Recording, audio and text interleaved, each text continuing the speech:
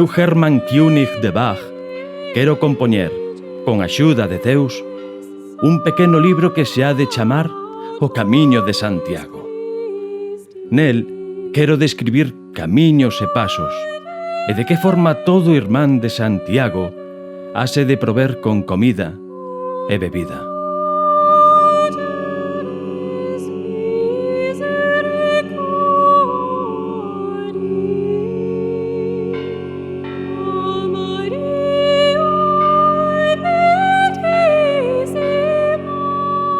Este libro nútrese da miña experiencia no camiño percorrido desde Baja, Alemaña, ata a cidade de Santiago, no ano de 1495 do noso Señor.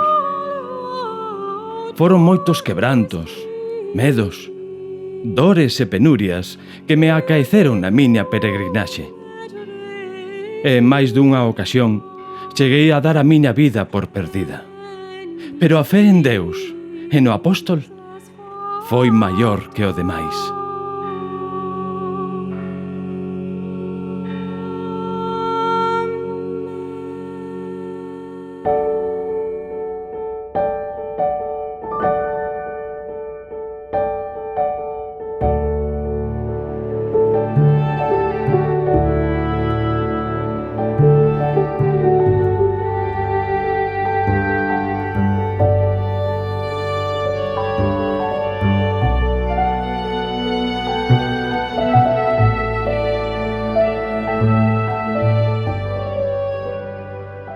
Hai un tempo que descubrín a Vía König e agora é para mí unha oportunidade única poder percorrela acompañado de Javier Gómez Vila, que é un experto en este tipo de camiños, e ao mesmo tempo poder vivir as mesmas experiencias que viviron e que viven os peregrinos a Santiago.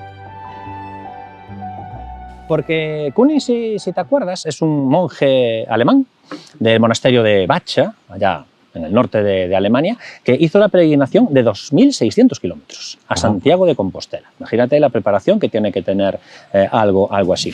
Y lo que es más interesante, nos escribió una guía, que es la guía de König, y la publicó en 5 ocasiones.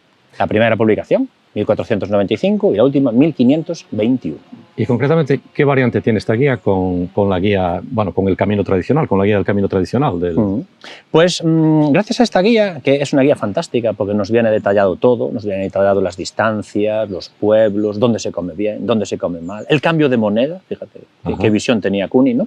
Bueno, pues él lo que hizo es recorrer esos 2.600 kilómetros por los caminos de peregrinación tradicionales, los utilizados por los peregrinos. Entonces vamos a tener la Vía Tolosana en Francia, el camino francés en España. Pero lo que hace König, y ahí está la característica peculiar de él, es que donde había un accidente geográfico importante, sobre todo montes, König los evita, haciendo un desvío alrededor de ellos. O sea, buscando la parte más fácil, digamos. Sí, buscando la parte más fácil. ¿Y cómo sabía él que existían esos caminos? Pues claro, él no conocía esa zona, o sea, tenía que basarse en algo, lo que contaban los vecinos o ¿en qué se basaba para buscar esos caminos? Yo lo que veo, que König, perfecto conocedor de todo, quizás le habían contado otros peregrinos a Santiago, se había informado por libros, él lo que hace es mejorar quizás, geográficamente hablando, mejorar el trazado de los caminos de Pero Santiago. entonces, si esos caminos ya existían, el mérito de König está en que él lo que hizo fue en recogerlos en la guía, claro. Y una guía publicada en la Edad Media con 5 ediciones, es una guía de enorme éxito. Tú fíjate que la imprenta estaba naciendo en estos momentos. Mira, si te parece, te voy a leer lo que pone Kuning en su guía de la zona en que estamos en Herrerías, a ver cómo tenemos que hacer para seguir hacia Santiago. Mira, te la leo. Desde aquí has de ir por un puente, que lo dejamos ahí atrás, e despois por outro. Agora debes de escoitarme ben. Se non queres coller o camiño pola costa da Fava, deixa o quedar á túa esquerda, e á altura da ponte desvíate á dereita. A 2 leguas atoparás un lugar. Desde alí andarás outras 5 leguas. Entón atoparás un emprazamento que está situado sobre un empinado monte.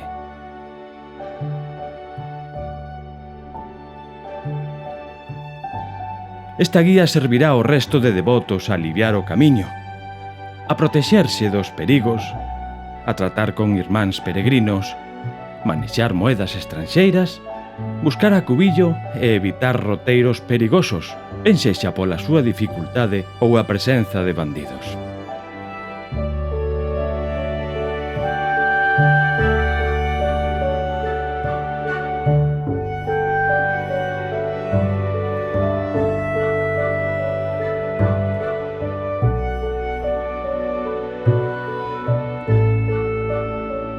Bueno, pues hemos llegado al pueblo de Pedrafita y este es el monumento que se le hizo en honor de König, que lo tenemos aquí representado como peregrino alemán que es, caracterizado. ¿Qué años tendría cuando pasó por aquí este hombre? ¿Se sabe más o menos? Pues la verdad es que se conservan su estancia en el monasterio de Bacha. Lo que pasa es que no nos aparece la edad y nos aparecen los registros de Bacha, en un determinado momento desaparece, porque evidentemente vino a hacer el peregrinaje, pero después no vuelve a aparecer. Y lo que hizo él fue evitar subir por aquel lado de allí. Si te fijas, es muchísimo más alto.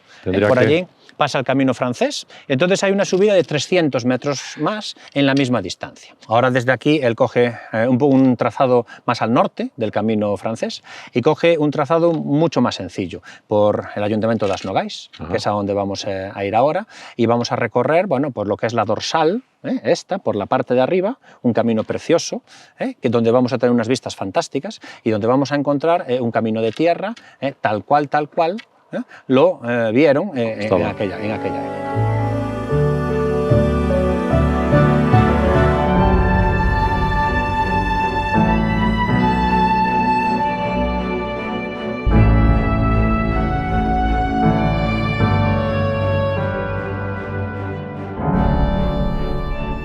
Xosé, e agora imos ao pobo das Nogais que está á entrada do que é a Serra de Ancares. Estupendo.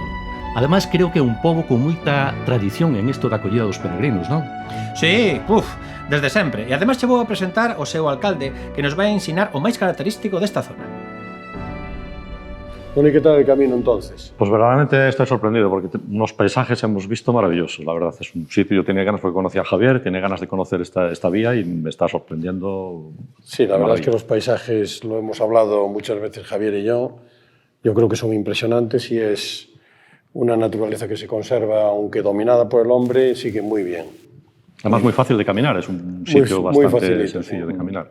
Pues uno de los elementos también en esta ruta, aparte del paisaje, son los elementos patrimoniales que tiene Asnogais. Por ejemplo, esta iglesia de Doncus a mí me sorprendió muchísimo, sobre todo porque tiene la advocación a Santiago de Doncus. Sí, yo creo que es evidente que todo el concello de Asnogais y Doncus especialmente, también el resto de concellos que forman parte de la Vía König, están muy relacionadas con la advocación de Santiago. Y Doncus, que ha sido un pueblo tan importante a través de la historia, pues no podía ser menos. Yo creo que es un síntoma claro de que teníamos una ruta de peregrinación hacia Santiago y tenemos la grandísima suerte de conservar, gracias al desvío que se hizo a principios del siglo XX, el Camino Real completo, y en el pueblo de Doncus pues, gozamos de un patrimonio arquitectónico, sobre todo, pues muy importante, relacionado con las grandes casas. Tenemos la Torre de Doncus, que era la vigía de la entrada también de los caminos a Galicia. Sí, que estaba entre dos caminos. Yo me parece interesantísimo la Torre de Doncus, que yo creo que podemos acercarnos allí. Sí, teniendo en cuenta que no podemos visitarlo todo porque tenemos un tiempo limitado, que ¿nos aconsejas que visitemos a...? Sí, porque esto queda realmente a 5 minutos. El mirador que hemos construido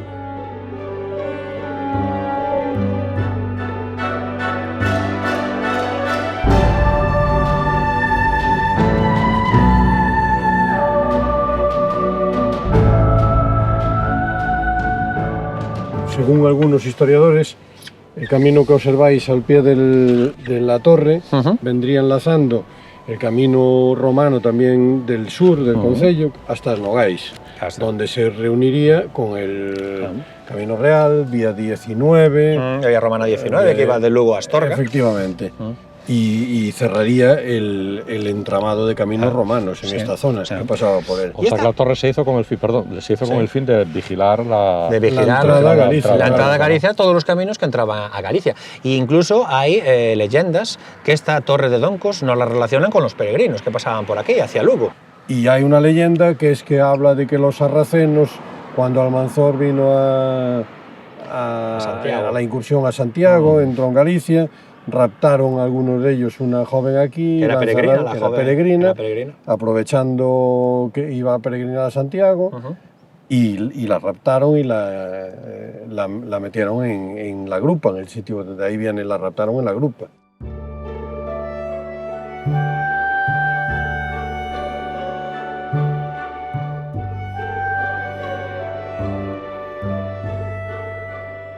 Pois mira, por aquí estamos a transitar por o Camiño Real de Acceso a Galicia, que foi construído por o rei Carlos III, co obxectivo de unir a capital de España, Madrid, con todas as capitais de provincia. Ou seja, que sería un pouco como as autovías de hoxendía con grandes infraestructuras, non? Sí, exactamente. Todo isto formaba parte da idea de Carlos III, que era facer unha rede de camiños radiais, pero a quería facer así como ao estilo romano, non sabes? Como se fosen aqueles camiños rectos, sólidos, que facilitasen sobre todo o comercio, que era precisamente pois, o gran problema que tiña España nesa época.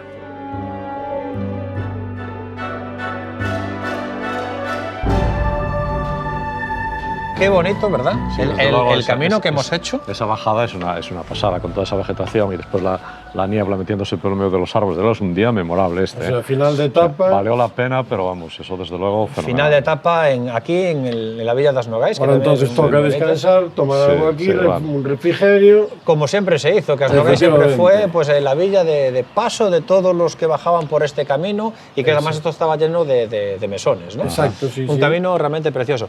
O sea, esto algún día será tan importante como el tradicional Camino de Santiago, posiblemente. Bueno, no se trata de hacer una competición, pero sí que creemos que tiene una base histórica muy potente, tiene una guía que yo creo que es que de hecho otro de los proyectos que se va a hacer es reeditar la guía de König. Y luego también una labor importante que yo creo que estamos haciendo en todos los concellos, que es movilizar las asociaciones, también que la gente colabore, que sea un proyecto de todos, que no sea dirigido de... Claro, eso es importante. Sí. Y que todo el mundo se implique y que lo sientan como algo propio y consigamos, bueno, pues reeditar un camino que yo creo que en la época medieval, por lo que cuentan las crónicas, tuvo mucho éxito. Sí, es un proyecto común en el que yo creo que estamos todos muy implicados y la realidad ahí está, que hemos en muy poco tiempo puesto en marcha un proyecto muy importante. Un año y 4 meses que se lleva funcionando. Con mucho trabajo y sobre todo con muchísima ilusión.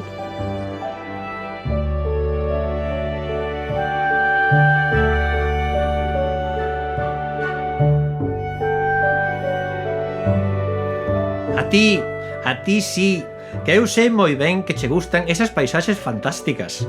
Sí, eses bosques autóctonos. Pois agora vouche a descubrir un bosque encantado, que eu creo que che vai a maravillar. O bosque dos globos. Claro, los globos.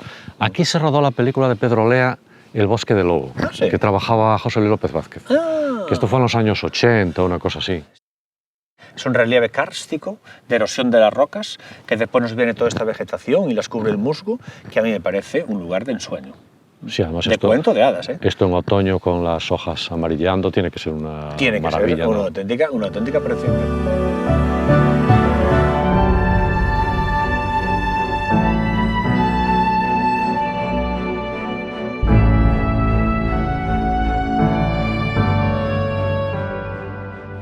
Mira, pues aquí tenemos el poste milimétrico que te comentaba antes en los globos.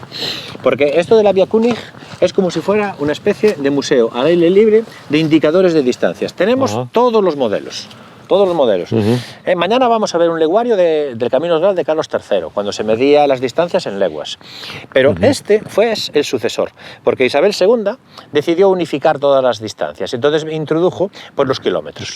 Entonces, claro, sustituyó los leguarios de leguas por los kilómetros, y hicieron estos postes. Claro, porque aquí 460 son mira, kilómetros. Son los A kilómetros. Madrid. En esta cara frontal te aparece la capital de la nación, y después en ambas caras laterales pues te aparece la ciudad a la cual te diriges. En este caso vendríamos por aquí y nos aparece León, que tiene ahí los kilómetros, y si nos ponemos de aquí, pues te aparece la ciudad de Lugo, 51 kilómetros. Mira qué bonito.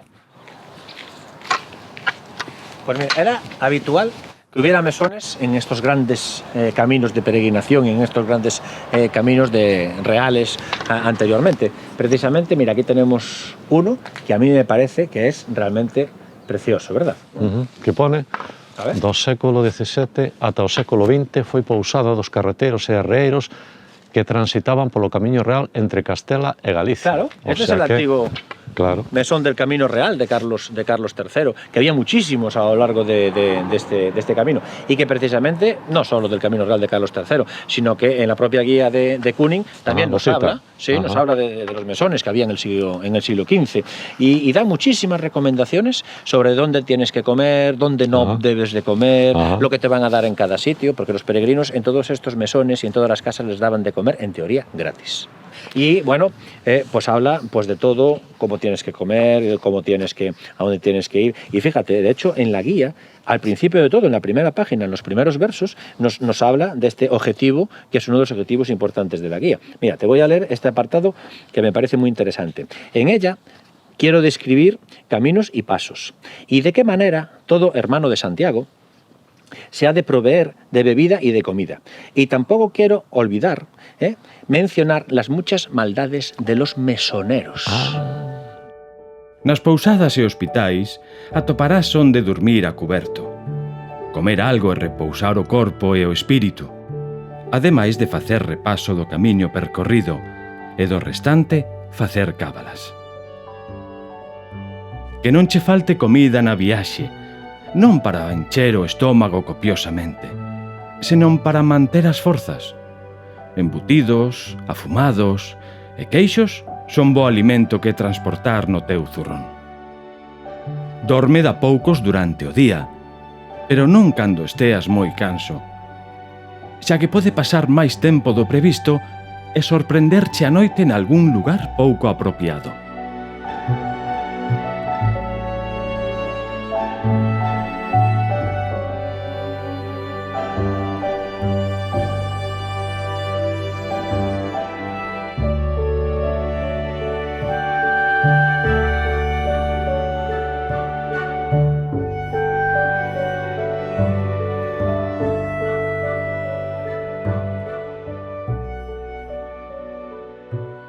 Mira, pois aquí temos a Ponte de Cruzul, que é un maravilloso exemplo de enxeñería de finais do século XVIII. E ademais por aquí pasaría o Camiño Real, non? Sí, exactamente. Toda esta zona, incluída a ponte, foi proxectada polo enxeñeiro francés Carlos Lemort entre 1776 e 1778. Fixo unha ponte realmente fascinante para a época. Eu, de feito, creo que é unha das mellores de España. Ten 3 arcos de 12 metros de diámetro cada un, realizado en pedra calcárea, e nos extremos, ves aqueles pequenos monólitos que hai ali? Pois son unhos monólitos típicos desta época, que imitan aos leguarios. A verdade é que todo o mundo desta zona chamaos picudos, e foron colocados neste camiño pois máis ou menos sobre 1767. Quedamos agora con Manuel, don Manuel Martínez, que é o alcalde de Becerreá, e quedamos un poquinho máis adiante nun pobo que se chama Cereixal. Le estaba comentando yo a Reigosa que una de las cosas a mí que más me sorprendieron de todo lo que es el camino que atraviesa Becerreá son los acontecimientos que tuvieron aquí lugar en 1809 con la retirada del ejército inglés en la Guerra de Independencia española. Sí, es así, además coincide en parte del camino, la zona de Cruzul, etc. Es un episodio que, bueno, que incluso aquí se hallaron unas memorias de un general francés de la retirada que está en posesión de un vecino de Vilar de Tousón, o sea que hay documentación clara y contundente de su paso y de las actividades que hicieron aquí. Sí. Hay una casa que se llama al lado del puente, que se llama la Casa de los Chafarotes, porque el chafarote era uno de los tipos de fusiles que traían los franceses, o sea que hay mucha tradición, y aquí hubo, bueno, pues partidas armadas lideradas por este vecino que tiene ese documento, por los antepasados, que documentan bastante esa fecha. Para nosotros es un tema importante, es un tema que estamos tratando de recuperar, incluso estamos intentando pues, hacer una recreación histórica de la toma del puente y de los sucesos que tú conoces y que nos vas a explicar ahora, supongo, sobre el tema del Cerezal, sí, también donde estamos. En el Cereixal, que es donde estamos. Pues sí, porque resulta que los ingleses le intentaron plantar cara a las tropas de Napoleón cuando llegaron a España, ¿no? Y entraron aquí en Galicia por Pedrafita a principios de enero de 1809 y se fueron retirando, pero en unas condiciones climatológicas horrorosas, porque yo creo que cogieron el peor enero de los últimos tiempos. Entonces les nevó, les hacía un frío tremendo, no tenían nada que comer. Entonces imaginaros a 35.000 soldados ingleses retirándose por este camino y los franceses pisándole los talones justamente detrás. Se dice que los ingleses tenían un carro donde llevaban barriles con monedas de plata para poder pagar pues todo lo que el ejército necesitaba. Entonces llegó un momento en esta subida que los bueyes estaban tremendamente cansados y no eran capaces de tirar más del carro. Y no tenían más bueyes de refresco. Entonces llegó un momento en que en este punto de aquí pues no fueron capaces de seguir subiendo el carro con las monedas.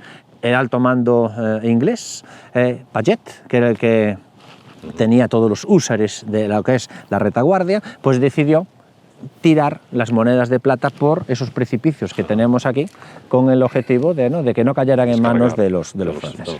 Entonces aquí tenemos el tesoro de Moore tirado por estas montañas de Cereixal. Se dice que los paisanos, los habitantes de esta zona que estaban escondidos viendo todos los acontecimientos, según se fueron los ingleses y los franceses, ya cogieron parte de lo que es las monedas de plata del botín.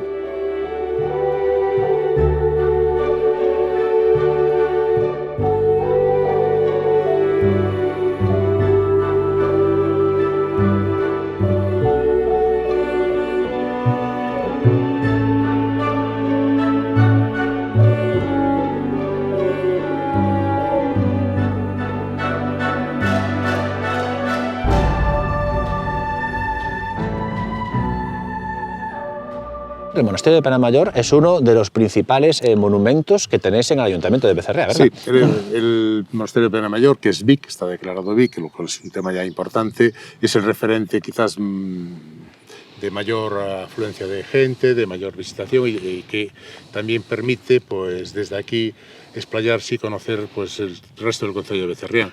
Es una de las visitas más obligadas del concello de Becerriá. La verdad es que se fue deteriorando sobre todo el claustro, pero bueno, todavía se conserva lo que es la iglesia, los arcos, la entrada, que es del siglo XII, de los monjes del Císter, y que también era una de las zonas de influencia. Desde aquí pues, se extendía la influencia del Císter a los demás conventos o zonas limítrofes del concello. ¿Qué otros monumentos o sitios así de interés se pueden visitar Hombre, nosotros lo que tenemos aquí obviamente es una naturaleza por supuesto extraordinaria, que es lo que condiciona también esta zona. No tenemos ningún tipo de industria que contamine ni nada, lo cual puede ser también un perjuicio para otro tipo de asentamiento de población. Pero básicamente estamos intentando que el puente de Cruzul, que también pasaría cerca de la vía Cúning, o lo visitamos por allí, pero creo que es otro referente del concello de Becerriá, junto con el puente de Pontes de Gatín, es un puente romano, y también después tenemos, pues ya de tipo de naturaleza, el Souto da Agüeira, donde tenemos allí, pues bueno, un referente de tipo naturaleza. Digo, ya mira, si se llegara a popularizar la vía Cúnig, ¿qué importancia crees que tendría para el pueblo, para vosotros? Bueno, nosotros yo creo que es un referente importante desde que Javier y el alcalde de Nogales empezaron a mover este tema. Nosotros nos apuntamos porque creemos que es de una importancia vital, visto también la afluencia de visitantes a los caminos y que todos poco a poco pues, van teniendo gente, van teniendo un número importante de visitantes, pues dinamizaría obviamente no solo Becerriá, sino los ayuntamientos de la zona de los Ancares. Pero que este camino tiene una importancia grande dentro de los caminos porque es un camino antiguo, está bastante documentado con la vía Cúning, condicionado después después por la reforma de Lutero, como se había comentado en un sitio, pero bueno, que quizás eso fue lo que lo dejó dormir, olvidado, que lo hizo perder. Y yo creo que retomar eso pues es importante en todos los aspectos, incluso en el histórico.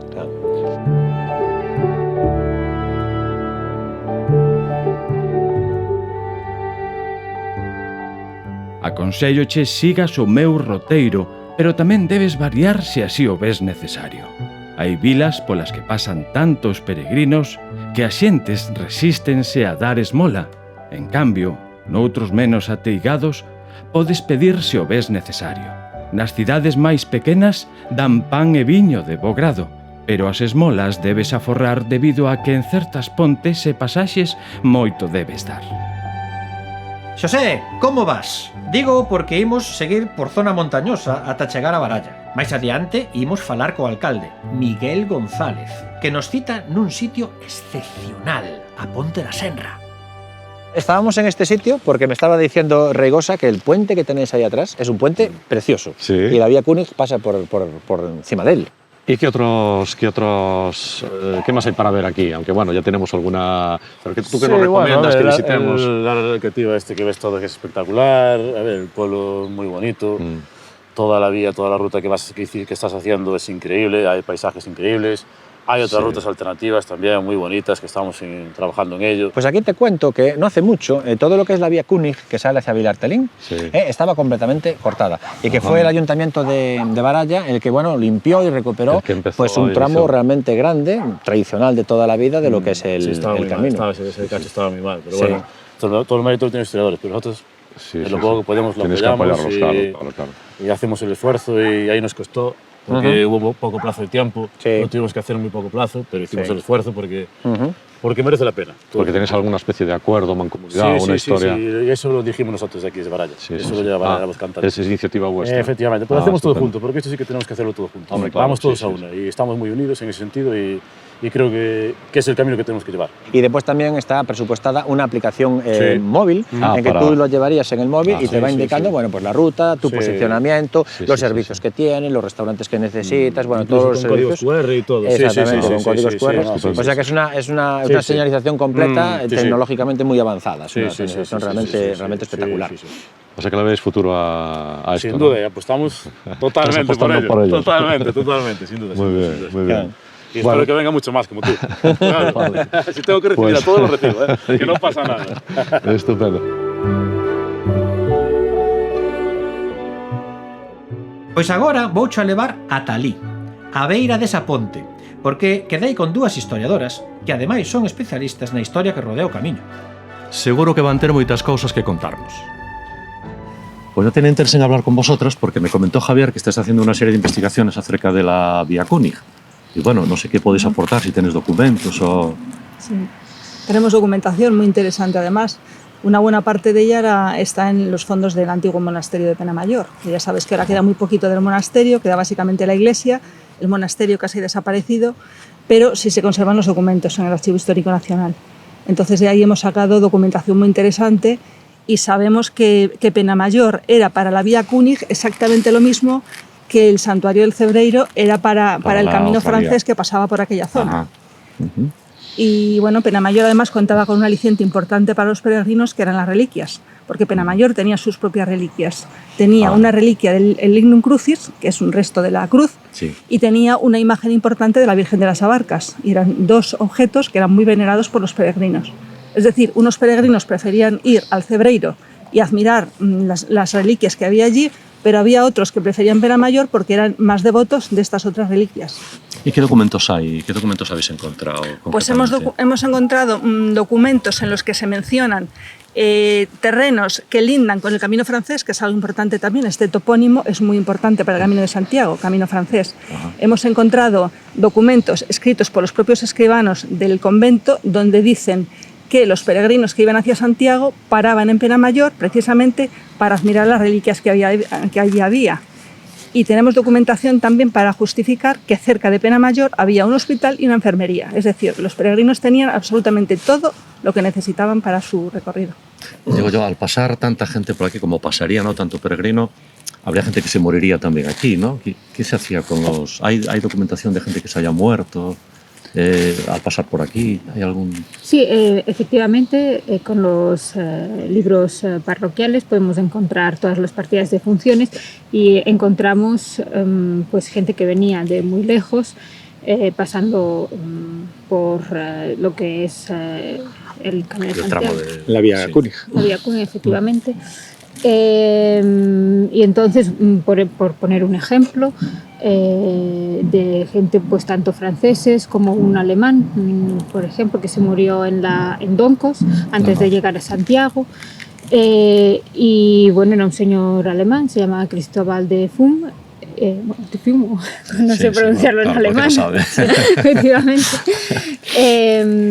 Y bueno, tanto como muchos otros que hemos encontrado, y bueno, no solo de funciones, sino también bautismos. Había hospitales, ¿no? Aquí, ¿habría un hospital por esta zona donde la gente pudiera curarse o no hay...? Teníamos el hospital de Penamayor, pero... Ese, solamente ese. ¿no? Seguramente había alguno más. De todas formas, en los hospitales medievales la gente no iba a curarse. Eran hospitales hospederías. Es decir, daban hospitalidad. Sí.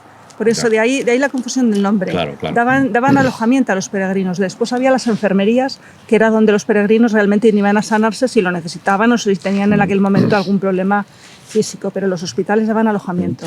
De hecho, Kuning en su guía nos cita muchísimos hospitales y entonces nos dice exactamente qué es lo que se podía obtener allí. Y habitualmente te dice comida. ¿Y habéis encontrado en los documentos, pues a lo mejor, ya que hablamos de nacimientos y de muertes, algún nacimiento curioso de alguien que viniera de fuera, que estuviera relacionado con la Vía Cúnig, por ejemplo? Y que estuviera de parto aquí. Podía ser, por ejemplo. Podía también, ser. ¿no? Alguna peregrina que estuviera de parto. Curiosamente sí que lo hay. ¿Sí? Tenemos que lo preguntamos así. Sí, pues tenemos un niño, hijo de alemanes, que estaban de viaje, el matrimonio estaba de viaje y curiosamente bautizan a su hijo en la parroquia de Santa María de Pacios, que está aquí en el municipio de Baraya, muy cerca. El niño suponemos que nació en el lugar de la Valiña, porque sus padrinos eran dos personas que vivían en la Valiña. Esto pasó en diciembre de 1782 y le llamaron, el nombre que le pusieron fue Jacob. Jacob era hijo de católicos, estaban por aquí de viaje. Hemos de suponer que eran peregrinos, porque no había muchos motivos para que ellos dos se pusieran de viaje. Y le pusieron ese nombre al niño. Le pusieron el nombre de Jacob, que es bastante indicativo. A Santiago de Compostela. Sí, claro. Jacob, pues tiene todo en las trazas.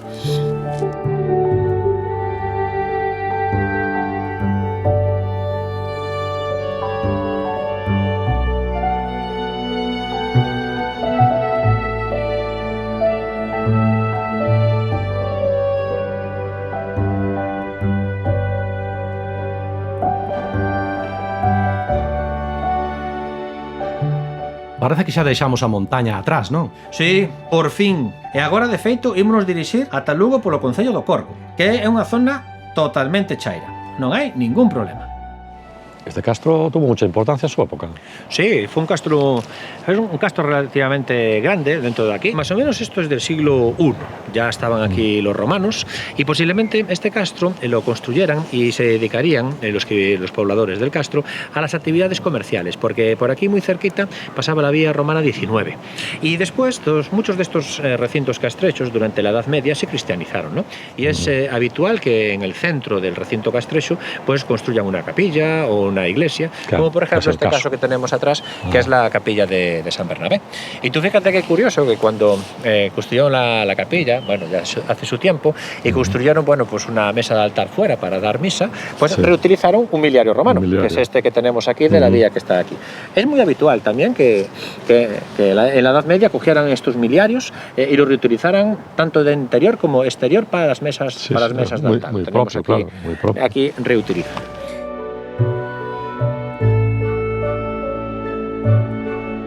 Pois imos falar co alcalde do Corgo, Felipe Labrada, que é un perfecto coñecedor desta zona. Non hai cousa mellor que falar cun experto. Corgo se caracteriza por ser yo creo que toda la provincia de Lugo, el lugar donde más sepulcros antropomorfos hay, con esa forma que tienen así para la cabeza. Muchos son pareados, quizás a lo mejor la pareja. Hay otros que son más pequeñitos, quizás para el niño. Estos sepulcros son típicos del siglo X, más o menos, son de la alta Edad Media del siglo X. Estes son os que están máis separados da iglesia, porque suelen estar a cada unha das iglesias de capilla e tal, pero este concretamente, pues a iglesia pues está Está un poquito... Máis desviada, Sí. pero normalmente están a carón das iglesias e das capillas.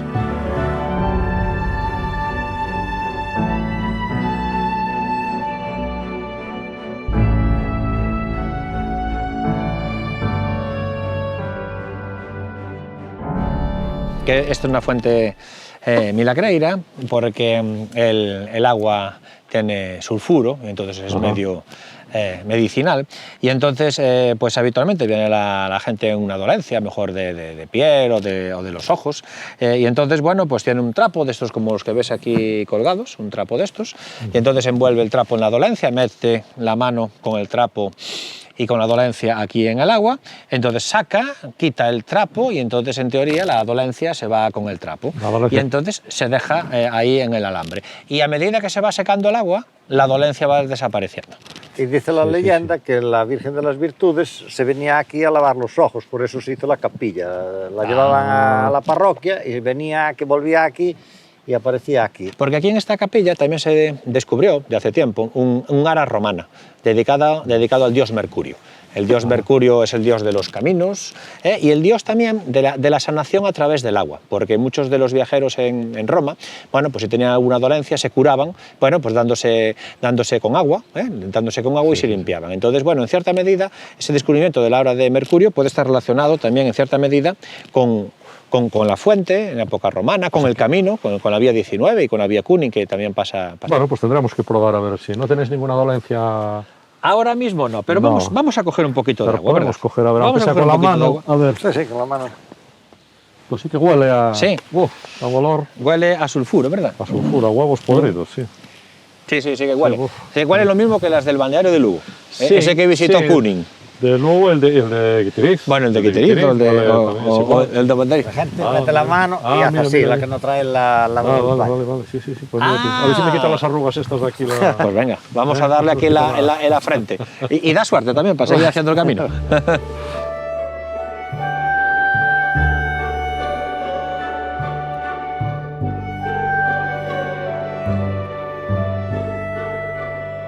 Este é a ponte de Galiñeiros, é unha ponte medieval que está aquí sobre o río Chamoso, entre Arximil e Piedrafita. Claro. Es muy bonita lo que es este arco de medio punto que tenemos aquí, que además está perfectamente conservado y casi no tuvo ningún tipo de restauración. Dentro de lo que es la vía Kuning es un punto muy importante. Claro, además el tráfico tendría que pagar peaje para cruzar el puente, seguramente. Muy típico en esa época medieval que de hecho muchos señores o incluso los obispos hacían los puentes para pagar el pontazo, claro, para poder conseguir el dinero. Pagaban aquí y también pagaban a la entrada de Lugo.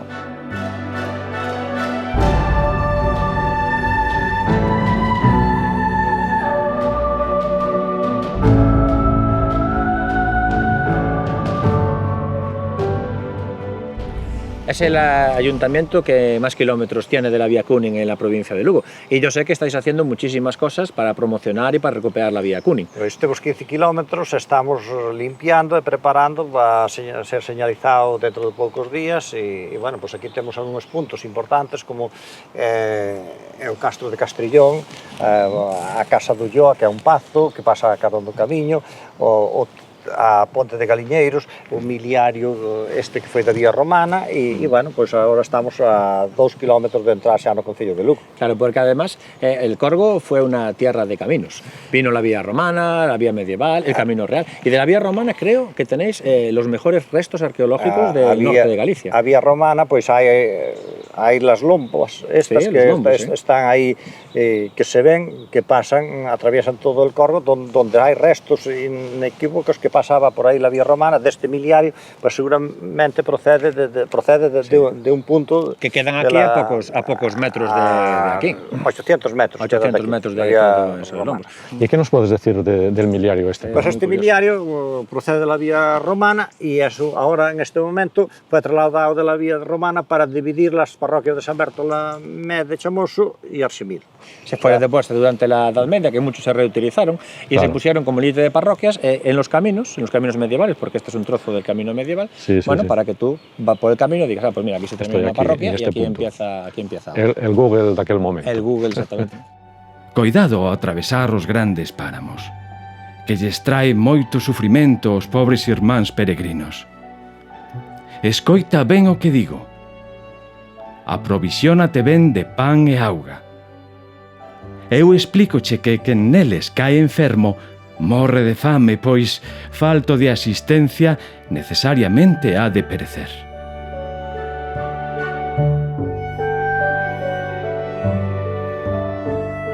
Pues mira, estos que tenemos aquí es un ejemplar de los leguarios del Camino Real, porque en el Corgo también se caracteriza por ser la zona de Galicia que más leguarios se conservan del Camino Real.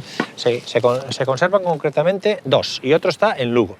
El Camino Real, que lo construyó Carlos III, pues lo que hizo fue cada 7 kilómetros, más o menos, pues colocó un indicador de distancias, que son estos leguarios. En la época le llamaban picudos, porque tienen la parte de arriba, si te das cuenta, una especie de sombrerete, así como una especie de pico, y le llamaban los picudos. Son de cantería, de granito, y en una de las caras pues tiene la distancia a la ciudad de destino. En este caso tiene a La Coruña. Está bastante borrada, pero aún se puede ver a La Coruña, y aquí tenemos el cómputo de leguas.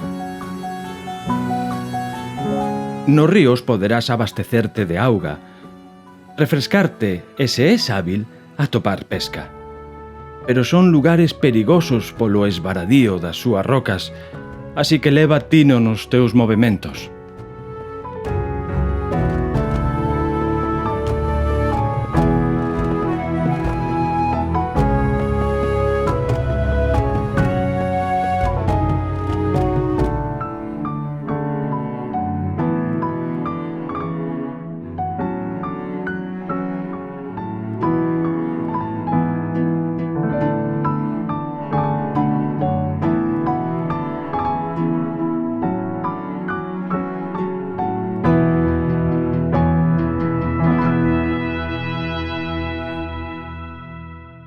Bueno, por fin la muralla de Lugo, patrimonio de la humanidad.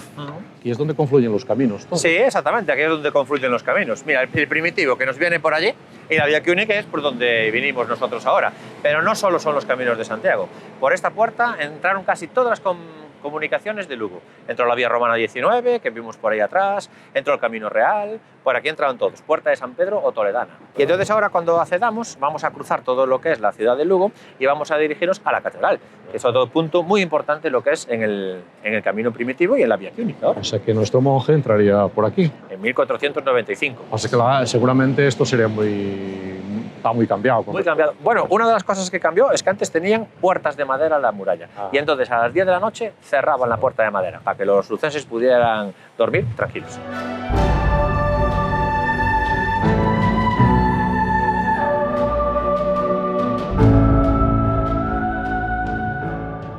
Pois imos falar agora ca concelleira de Cultura do Concello de Lugo, que a vos seguro ten moitísimas cousas interesantes que contarnos, sobre todo desa xente que viña por aquí na Idade Media.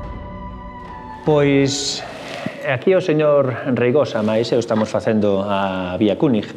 Entón, bueno, porque ele está interesadísimo en coñecer pois o que son os camiños de Santiago por esta zona de Lugo e tamén lle interesa moitísimo coñecer pois o que é a importancia que tivo Lugo ao longo da historia dos camiños de peregrinación. Porque ademais Lugo sempre foi un cruce importante de camiños, non? E agora máis con esta nova vía. Efectivamente, vemos que temos o camiño primitivo, Lugo conta xa tamén cos 3 patrimonios da humanidade, temos agora este camiño que ainda pode dar moito de sí porque realmente é pouco coñecido, por iso é importante a implicación de todos os concellos polos que pasa esta vía, pode dar un novo auxe tamén a importancia que ten Lugo como patrimonio tamén natural. E desde logo que o que tú dices ten algo que ver porque temos que pensar que aparte do camiño primitivo pois tamén temos a calzada, a vía romana 19 e bueno, pois igual os nosos antepasados eran persoas acolledoras. Que por certo, fíxate se facían descansos que Lugo chegou a contar con 7 hospitais. 7 hospitais de peregrinos, esos hospitais que che daban pan, que che daban viño para poder continuar o camiño.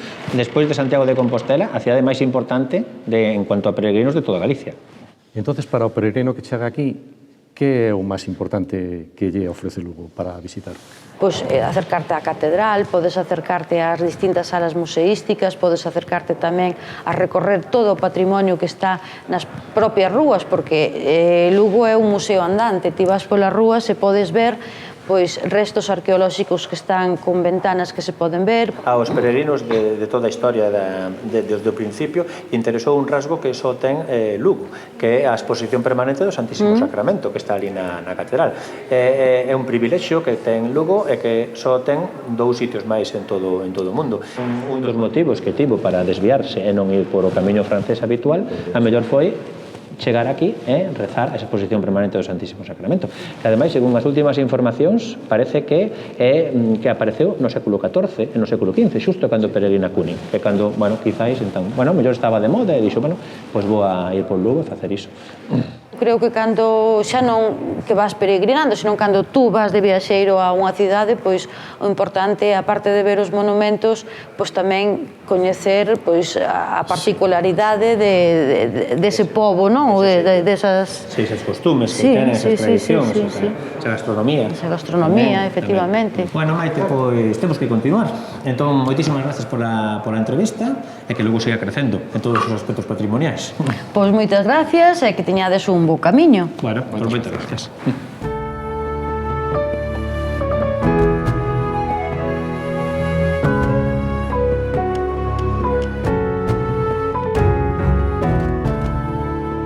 Bueno, ahora vamos hacia la catedral.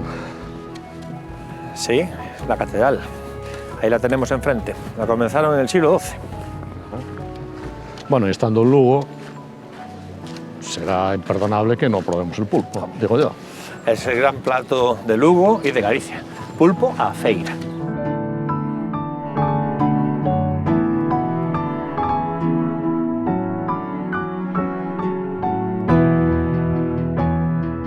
Bueno, primero tendremos que brindar por los caminos de Santiago. Por supuesto, yo, ¿no? Por los caminos y por los peregrinos. Y por los peregrinos. Por Cúnig y todos los que le siguieron. Bueno, ¿cómo nació esta idea de recuperar la vía Cúnig, por decirlo así, ¿no? A mí la figura de Armand Cúnig ya me lo habían dicho en la facultad. Cuando hablamos de los caminos en la Facultad de Historia, que yo estudié ahí en Santiago, me habían mencionado a Cúnig. Y yo en aquella época ya me había quedado con la figura de Armand Cúnig, ¿no? Que es lo interesante, ¿no? Porque un peregrino que pasó por Lugo, que hizo una guía de peregrinos y tal, y me quedé con esa idea. Y fue hace 2 años, más o menos, en que fui a Asnogais, al Ayuntamiento de Asnogais, y estuve con el alcalde, don Jesús, a hablar de los caminos, porque Asnogais ya vimos que es una tierra de caminos. Y le cité, así un poquito, el peregrino de Armand Cúnig, ¿no? Entonces, cuando terminé la conferencia, don Jesús se acercó a mí, el señor alcalde, y me dijo, esa figura del peregrino es muy interesante, yo creo que deberíamos de recuperar todo lo que es la tradición de peregrinación por esta zona, recuperar mejor el camino y tal. Y, bueno, me animó, y a mí me pareció, bueno, pues una idea también muy buena recuperar lo que es la ruta. Entonces, hablamos con los otros alcaldes de los otros municipios por donde pasa la vía Cúnig y a todos les pareció una idea fantástica. A partir de ahí fue cuando surgió pues, la firma de un convenio de cooperación entre todos y fue hace 1 año y pico cuando empezamos la recuperación de la ruta y el estudio de la figura de Cúnig. Bueno, es de esperar que este próximo año 2021, que es el Xacobeo, ya esté en plena fuerza, ¿no? Bueno, por lo menos lo que vamos a tener es el camino completamente recuperado. Ya ves que es perfectamente transitable, está señalizado. Muy bonito, además. Y muy bonito. Y entonces ahora quizás lo que nos falte un poquito es hacer la promoción, un poquito de publicidad, ¿no? Para que todo el mundo conozca el camino y pueda disfrutar de todo lo que son las excelencias del camino. Y yo te digo una cosa, a mí como historiador me está resultando una experiencia fantástica, porque es coger algo de la nada y poco a poco vas descubriendo, ¿no? Vas descubriendo todo esto y vas haciendo una especie de puzzle, y entonces vas recomponiendo la historia. Lo que no cabe duda es que Galicia es tierra de caminos, ¿no? Sí, es tierra de caminos y muy bonitos. Y muy bonitos, esos que circulan por los bosques autóctonos, que ves toda esa vegetación gallega, donde puedes respirar esa atmósfera también típica de los bosques. Bueno, Galicia, ¿qué te voy a contar yo? Galicia es muy bonito. Bueno, después cuando terminemos esta tapita de rica de pulpo, ¿a dónde nos vamos a dirigir? Mira, yo creo que podemos seguir los pasos de Cúnig, porque seguro que Cúnig vino por la calle de los vinos, seguro que Cúnig tomó aquí una tapita de pulpo, una ración de pulpo al lado de esto que tiene ya su antigüedad, es de la época medieval, y después Cúnig se nos dirigió al balneario romano.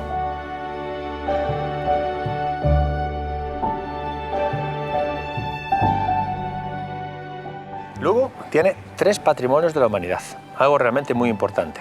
Tiene la muralla desde el año 2000 y después el camino primitivo y la catedral desde el año 2015. Y esta placa que tienes aquí nos representa los 3 patrimonios de la humanidad, el camino primitivo, la catedral y lo que es la muralla. 3 patrimonios, lo cual es muy importante para una ciudad como Lugo y le dio bueno, pues una presencia a nivel patrimonial en lo que son las ciudades más importantes de España. Están todos aquí en esta zona de aquí. Después de ver la catedral, si te apetece, antes de continuar viaje, ya vamos a cruzar la muralla por una de las puertas de la muralla. De acuerdo, pues vamos allá.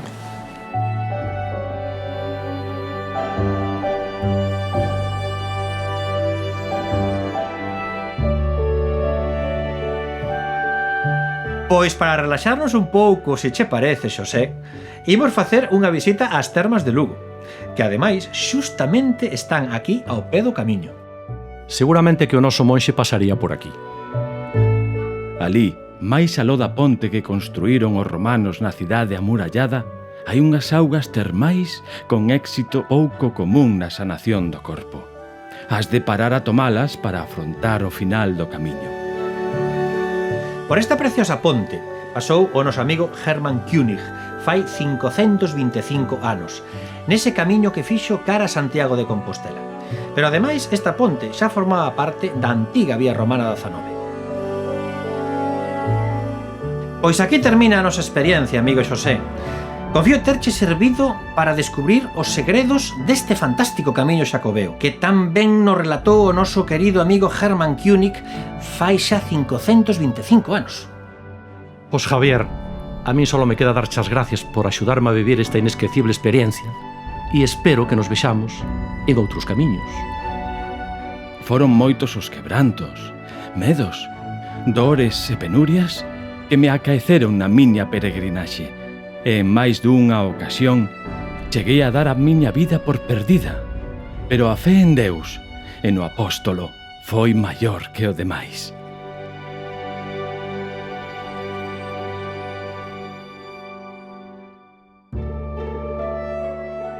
Canto gozo sente a alma peregrina cando divisa as torres da catedral do apóstolo. Que ditoso e devoto que cumpre a súa misión.